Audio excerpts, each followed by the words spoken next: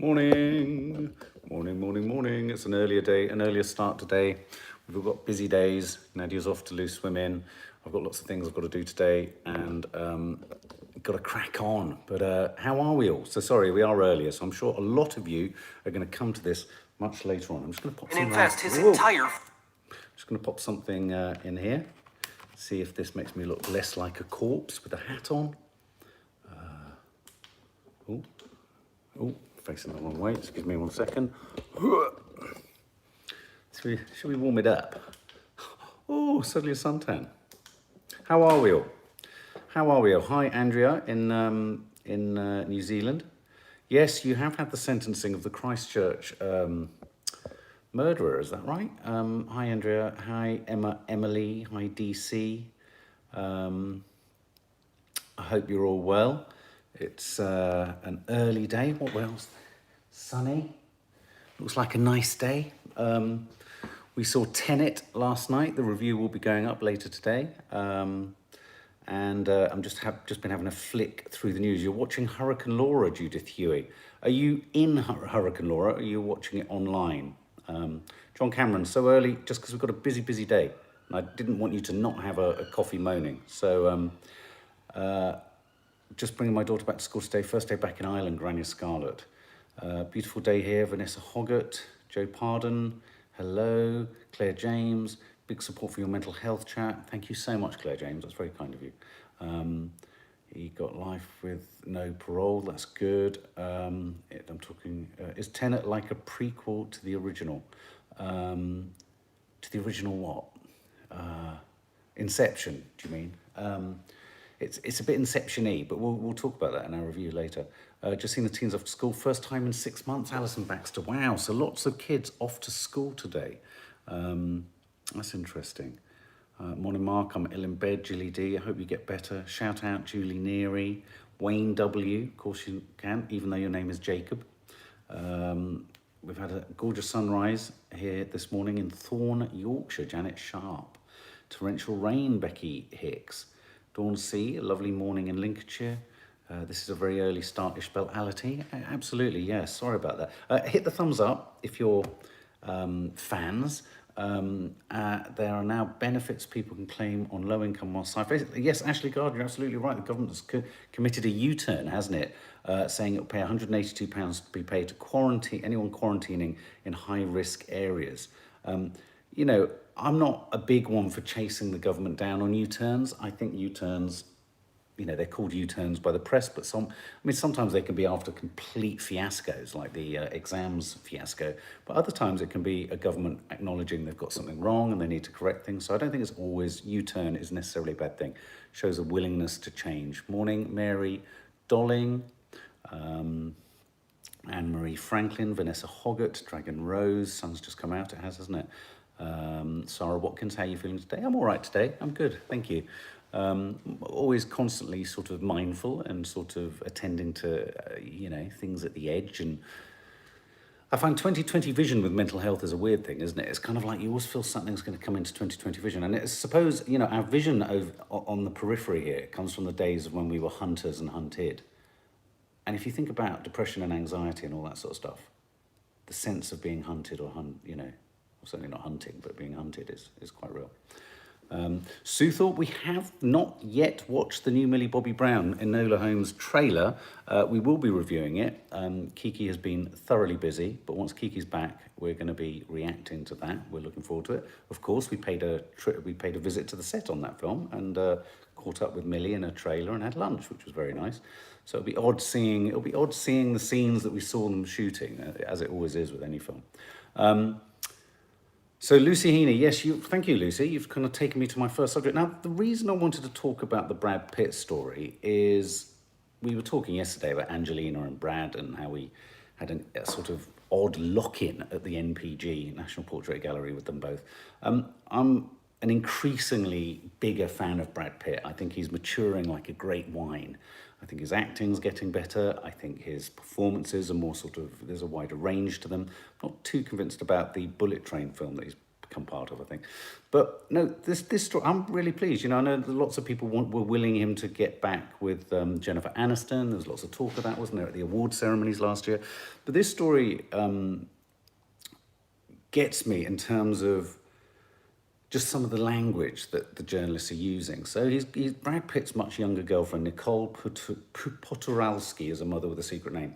And they say things like, you know, they have to stress the age difference. They're two grown adults having a thing together, and that is great. And I just find it really boringly reductive, the way the press always have to home in on age difference and always have to infer stuff. So, for example, they were acting like loved-up teenagers.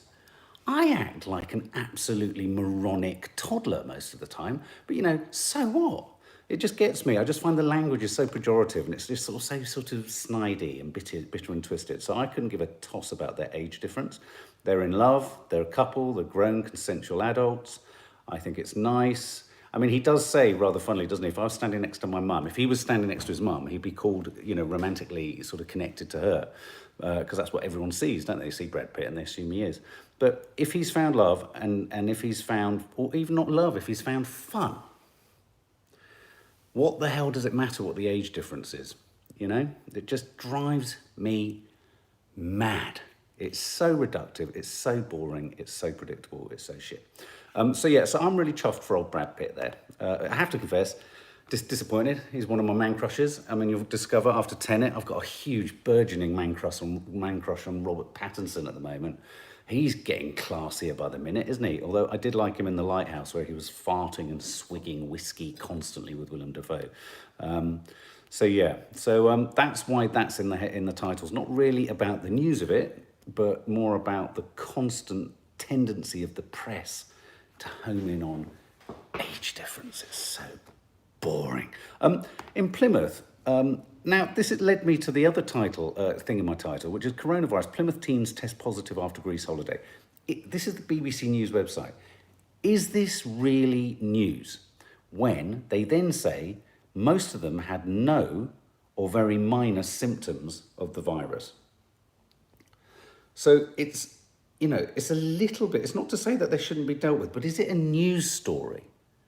It's a little bit like saying 18 people in Croydon have got the flu, isn't it? Insofar as they've had no symptoms, you know, the disease is clearly fading in its severity. And it just leads me to the question that we all need to stay alert, but I feel there's an increasing sense online and in social media and around places with experts and doctors and surgeons and NHS staff that we have to start shifting our attention towards other bigger killers.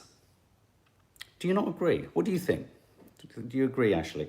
What do you think, guys? Do you think I'm not saying we don't acknowledge how potentially dangerous and how aware and alert we need to be for the incoming flu season, though a lot of experts are saying they think the flu season could be less severe because of all of the social distancing activities and, you know, PPE and whatever that we're wearing. I mean, if you go to cinemas, if cinemas stay like they are, you're not going to be able to get any common cold from anyone there. Do you know what I mean? Let's think about it. Most flus, we've always caught our flus and colds when we've been to the cinema or been to the theatre, usually from people sneezing over the back of our heads, but you can't sit behind people now.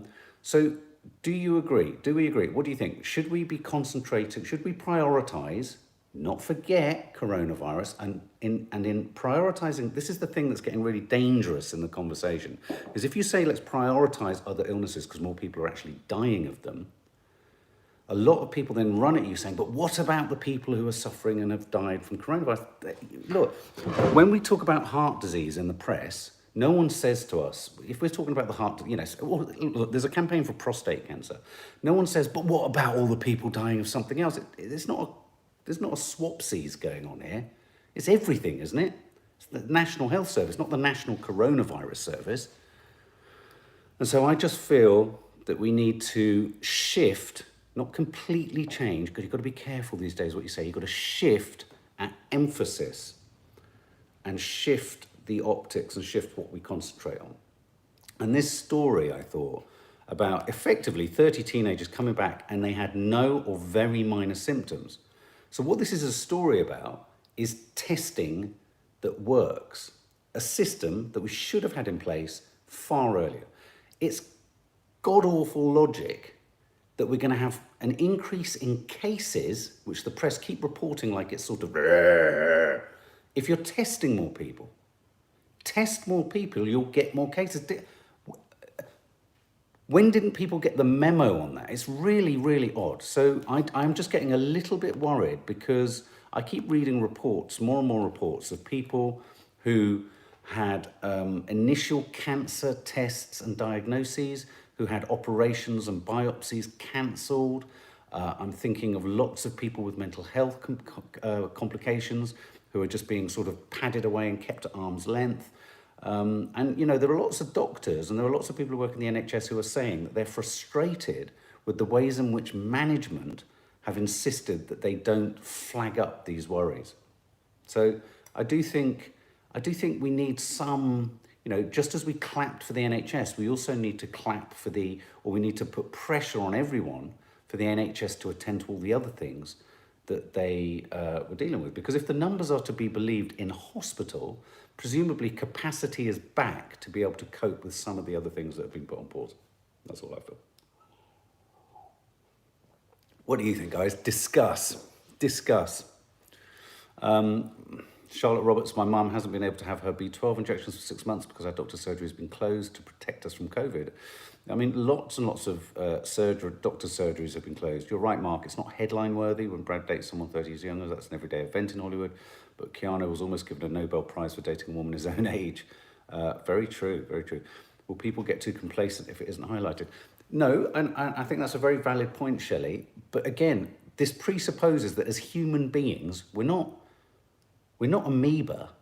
We can cope with more than one thought, surely, right? We can re-target everything we were targeting within the back of our mind, ensuring social distancing, observing the social rules, wearing PPE, taking precautions. I mean, that's all I'm saying, Shelley. I agree. You don't want people to get complacent, and that's really important. But are we actually saying that as sophisticated human beings, we can't cope with concentrating on all this other shit, opening stuff up, opening the health services, and all its sort of, you know, ancillary departments, mental health departments and all that kind of stuff, and still manage this crisis? Do you know what I mean? Vicky, I feel serious. Silly Mark can't always be here, Vicky. Sorry, darling. I'm sure I'll come back. Another story that I thought was very, very, very sweet in a way was dog behaviour. Who's got dogs here? Say yes if you've got a dog. Say yes if you've got a dog. Vicky, this might be a bit more cheerful. Well, it's cheerful, but it's a bit sad when you start to unpack the story. Who's got dogs? Jodie, yeah, Becky Hicks, Stephanie Green. Vicky, have you got a dog? Jennifer Ward. Dogs have been really comforted, haven't they, by us all being around a lot more. And I think this is having an effect on doggy behaviour. There's a worrying rise being reported in dog behaviour issues in lockdown, which is prompting charities to warn owners. Julie Neary, you do. Min Vestuto, you do. I've got 2 dogs. Vicky, you've got 2 dogs. Well, there you go. Look, 1 in 4 pet owners, that's a quarter of all pet owners, noticed at least one new behaviour flaw in their dog. The most common behaviour was an 82% rise in dogs whining or barking when a household member was busy. They're becoming needier, dogs. Who thinks dogs can feel our emotions? Thumbs up. Hit the thumbs up icon if you love dogs. It was an International Dog Day yesterday, wasn't it? I forgot to post about Toffee and Chi Chi. Maybe I'll do a sort of belated post.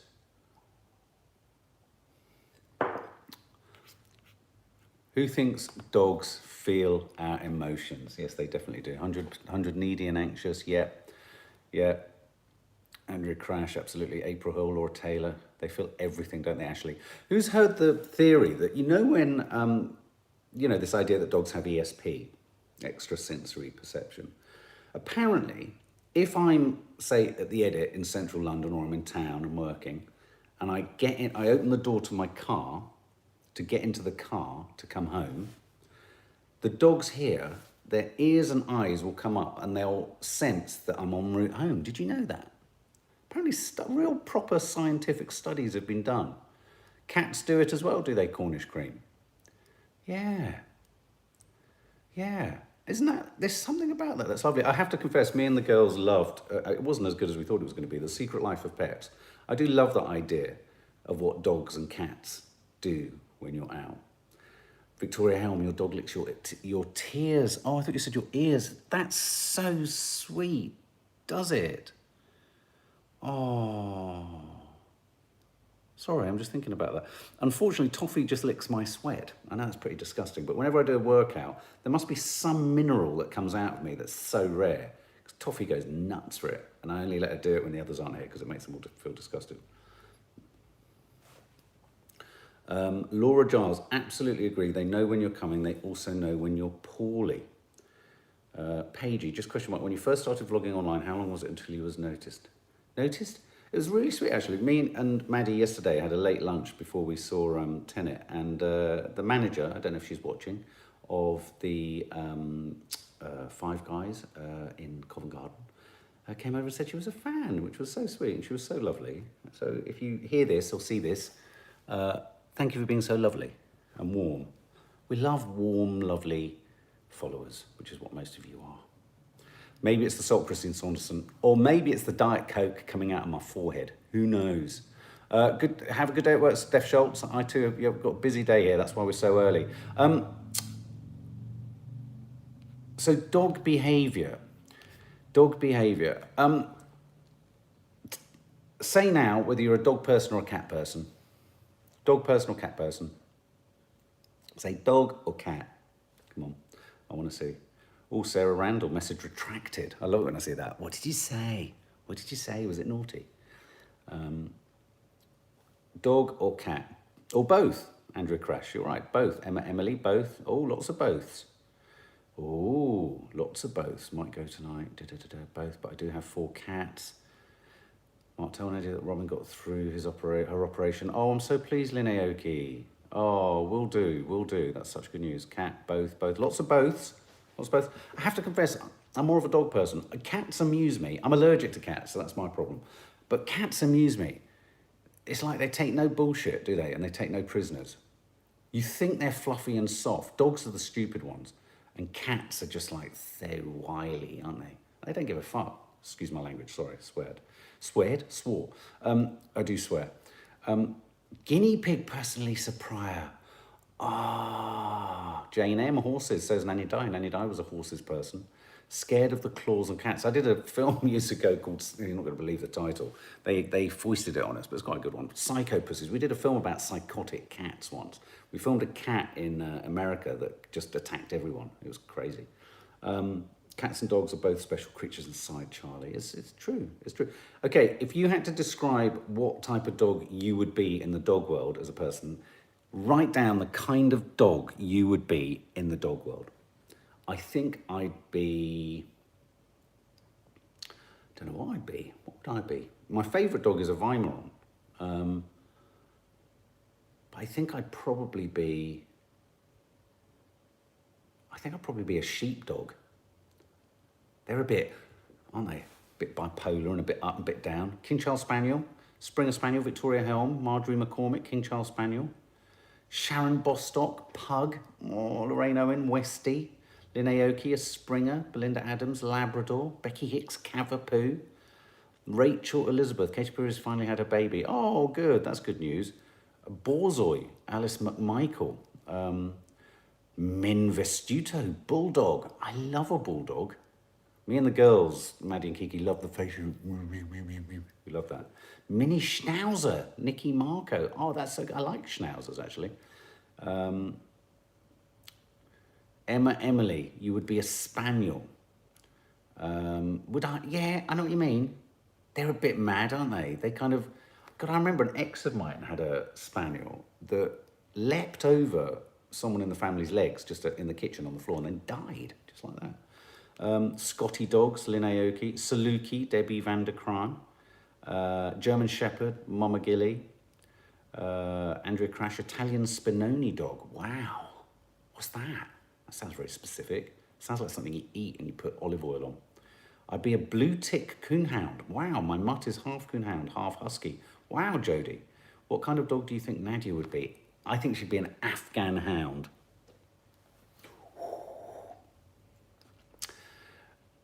No one said Dalmatian. You notice how dogs go through trends, don't they? I wish I was like my Whippet, Laura Taylor. Oh, Emily, a Great Dane, as I'm tall. Hit the thumbs up, guys, if you like talking about what dogs you're going to be. I do. My chin hair means I would be a Schnauzer. I have a bulldog, he's Ace, Mumsy. You'd be a Jack Russell, Vicky. I knew you were going to say that. But they're very angry, aren't they, Jack Russells? I'm not that angry. I can be a bit miserable, but I'm not angry. I mean, I can get animated, but I'm not angry. Poor old Kiki was attacked by a Jack Russell when she was tiny. We took her to a family friend, and to be fair to the family friends, they were heartbroken. She was playing with the dog and and it just went, rah, just went nuts. Small dog syndrome. I used to have the dogs of my youth. We had 2 German Shepherd crosses called Asher and Rhea. They were weird, sisters. We had a Staffordshire Bull Terrier Labrador cross, Daily, and we had a miniature pinscher who was my dog, Missy. And Missy was mad as a March hare with a little sausage stub tail that went over her bottom. I won't tell you the awful story of what happened one night when she slept in my room, and she never slept in my room again. I won't. I'll share it for another day. It was disgusting there. Labradors, Black Labrador, Christina King. Yeah, that's nice. They're crazy, Vicky. You're right. They're crazy. But there's a guy who walks up and down our street with 5 Jack Russells, and every time if I go for a run past them, they all set on me.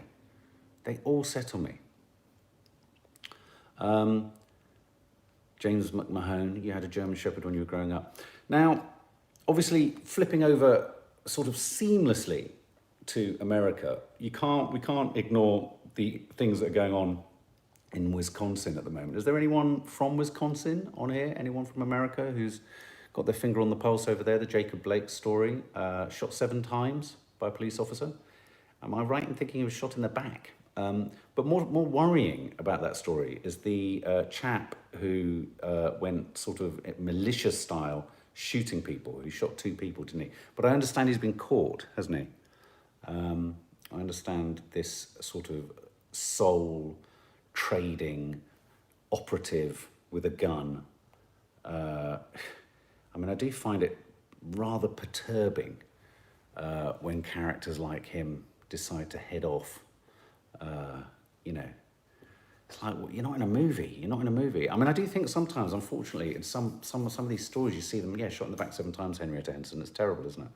I mean, he claims he had a knife. It's not to say that something untoward wasn't necessarily happening, and often that's used as a defence, but 7 times seems excessive, doesn't it? And the chap who just wandering around, shooting people, it harks back to a time of sort of taking the law into your own hands, sort of militia activity. I mean, and I think in the American Constitution, isn't the right to bear arms, or as Robin Williams, the comedian, said, it should be really the right to arm bears, but the right to bear arms came out of the Civil War days, wasn't it? Post-Civil War, the idea that you could stand up a small militia to defend local communities. So that's where it comes from. So this idea that, you have the right to have a gun is based upon a time when a post-civil American Civil War. So, yeah. Anyway, I mean, all I'm saying is my heart goes out to, the communities in Wisconsin and the Black Lives Matter movement who feel that this is inevitably another step backwards. And in this sort of step backwards by this police officer has also yet again revealed that latent underpinning of aggression and violence in the form of this lone gunman. Very worrying, very frightening. Hurricane Laura, Sarah Yuki, awful for Louisiana and Texas. Now, I've said this many times before, I've flown through hurricanes with the hurricane hunters. We flew out of Biloxi, Mississippi, and we flew through Hurricane Floyd, I think it was 2000, which was a Category 5 hurricane, ran all the way up the coastline of Florida. We were in the air for about 13 hours, and what they do, the hurricane hunters, they intercept. What we did was we flew with them and we intercepted and went through the eye of the storm 13 times. And the reason they do that 13 times is as we would puncture the eye wall of the hurricane, you'd go through, and there'd be this amazing moment where gravity, you'd sort of go into such calmness, the eye of the storm is calm. And then they would drop what they call drop-ons, which were sort of like parachuted measuring things that would fall. And they would analyze and measure the speed and rapidity of the hurricane. It was a really scary flight. 13, 14 hours was quite something, and huge turbulence, you can well imagine. What was the most amazing part of it all was on the way back, we got a call from the White House onto the comms on our head, congratulating us and thanking us for our work. Well, I mean, not us, we were just there filming it, but the soldiers and the army and the American Air Force, they were so charming. They were wind-up merchants too. You know, it was one of those airplanes like you see in the Vietnam War movies where the back comes down and we'd run on. You know, they gave us a little kind of, I remember when they gave us the kind of pep talk going on, they gave us a statistic like, you know, something like 8 in 10 flights never return. And they were winding us up. And of course we all, you know, got on and we were like, did they say 8 in 10? You know, typical English, did they say 8 in 10? About 3 of us, my researcher, my presenter and myself. We were really scared. It was really scary, but it was quite amazing. And then after 13, 14, 15 hours in the sky, we came all the way back down over the Mississippi and the most beautiful sunset. If I say so myself, the shots we managed to get from a very, if you imagine, we're shooting it all from inside the plane. It was quite something. Anyway, no, the point I was trying to make was that's not to diminish the severity of Storm Laura, isn't it? But every time, it's funny, every time I look, obviously, stage 5, category 5 hurricane is obviously the worst. And I think this is a category 4. Am I right in thinking that at the moment? Let's have a look. Category 4, is it? Where is it? Louisiana. Can't find it. But yeah, so of course, all of our thoughts, yes, category 4, Chris Russ. So all of our thoughts, it was a 2, but now building to a 4. So imagine, just think that there's going to be the hurricane hunters will be up there now, flying in and out of that thing, measuring it like mad. That's how they get all the information back to the Hurricane Centre. So that's quite something. See you soon, Ashley. Oh, it's 9 o'clock already. Wow. So there's the thoughts for the day. Hit the thumbs up if you've enjoyed having a natter, if you like having these natters. Do you want us to carry these on, or should we start to sort of close down? Do you think we should start to minimise our coffee moanings? They might have to get a bit earlier as other work commitments start to kick in, but do you want us to carry on? Do you want us to carry on with them? Carry on, yeah? We're going to be flicking in the occasional night shift. We've got some showbiz coming up this week. I'm sure we'll talk about Brad Pitt again. Yes, carry on. Okay. Hit the thumbs up if you enjoy. Good morning, Richard Kavanagh. Kind regards back to you, sir. Keep going. You love it, Chris Ross. Thank you. Okay. All right. Well, that's good. Don't stop. Don't see. So we've done dog behaviour. Spare a thought for your dogs. They're feeling the pressure of this lockdown too in different ways that we can only imagine. Brad Pitt, let's stop judging people. Let's stop commenting on age differences. Love is love. Love is love. As long as you're grown, consenting adults, who gives a toss? Jacob Blake, Wisconsin, all of our hearts go out to the situation over there. Let's just hope it doesn't intensify anymore. Let's hope that the chap that they've caught, I think they've caught him in Illinois, let's hope that he is dealt with appropriately and swiftly, maybe a little more swiftly than Jacob Blake shot in the back 7 times. And should we prioritise other illnesses? It's kind of a topic just for suggestion, really. Have a think about that. Should we be thinking about other other illnesses and other conditions and other diagnoses at this point as the COVID side of things tails off? We have to be alert because we are entering what, do you remember, let's not forget, they were talking about Nightmare November, the next flu season and all that. Here's another way of looking through that glass in a different way. Let's look at it in a cup half fulleth way. Get us to 200 thumbs up and we'll carry on doing these. I'm joking. The other way of looking at this is that we might not enter an awful flu season come the end of the year and into New Year because everything we're doing now to combat coronavirus could minimize the spread of other diseases. So there's a thought. There's thought for the day. Could all of our activities and self-preservation surrounding coronavirus, could it actually hold us in good stead for getting through the flu season. Come on, 2 more thumbs up and we'll be at 200. Hit 200, come on guys. And a vlog will be going up later today, and we will, Nadia will be on the channel later, and keep across our Instagram accounts. Always silliness going up there. Mental Marky's back on my Mark_Adderley. Nadia has posted a really important body image message on her Instagram. That's Nadia Sawalha. And the Popcorn Junkies, stay alert because our review of Tenet will be landing soon. And it's no exaggeration to say, I said it on my Insta stories last night, yesterday and today, these couple of days are a defining moment for British cinema, the exhibition of films, the theatrical experience. Of course, we're going to get stuff made for television and streaming, but for the theatrical experience, how Tenet does in the next few days really is going to dictate the short-term and potentially long-term future of the cinemas that run in this country. So if you can get to a cinema to support that ailing industry of the theatrical experience, do try it. Obviously not if you don't feel safe, but if you can, do try. Lots of love, guys. Have a good day. See ya!